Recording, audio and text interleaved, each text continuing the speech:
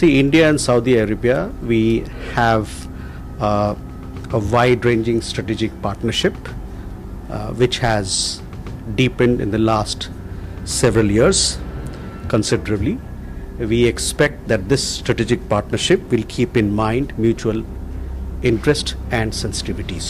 सोचिए, अगर कल पाकिस्तान पर हमला हो जाए और अचानक सऊदी अरब भी भारत का दुश्मन बनकर खड़ा हो जाए तो डरावना लगता है, लेकिन ये सिर्फ कल्पना नहीं बल्कि एक संभावित हकीकत है, क्योंकि सऊदी अरब और पाकिस्तान ने किया है खतरनाक रक्षा समझौता। इसमें साफ लिखा है कि एक पर हमला मतलब दोनों पर हमला। अब सवाल ये उठता है कि आखिर सऊदी ने पाकिस्तान जैसे कंगाल देश को ही इसके लिए क्यों चुना? दरअसल हाल ही में इजराइल ने कतर पर हमला किया। सऊदी ने देखा कि अमेरिका जैसा सुपर पावर भी कतर को नहीं बचा पाया। तब सऊदी को समझ आया कि सिर्फ अमेरिका पर भरोसा करना खतरनाक है। उसे चाहिए था ऐसा साथी जो जंग में सैनिक भेजे और गोली चलाए। और यहाँ आया पाकिस्तान। पाकिस्तान की हालत खराब है, खजाना खाली है, लेकिन उसके पास विशाल सेना है जो पैसों के लिए लड़ने को तैयार है। यही डील पाकिस्तान के लिए जीवनदान बनी और सऊदी के लिए सुरक्षा का बीमा। अब भारत के लिए यहाँ खतरा कहाँ है? तो पहला, भारत पाक युद्ध की स्थिति में सऊदी सीधी सैन्य मदद दे सकता है। दूसरा, सऊदी तेल सप्लाई रोककर भारत की अर्थव्यवस्था पर बड़ा झटका दे सकता है। अब यहाँ जरूरी है एक तुलना। तो नेट पर उपलब्ध जानकारी की माने तो भारत का रक्षा बजट 2025-26 में करीब 6 लाख करोड़ है।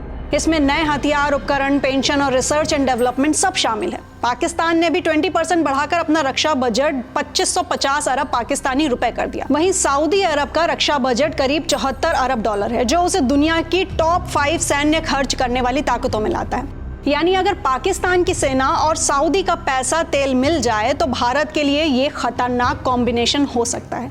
लेकिन तस्वीर का दूसरा पहलू भी है।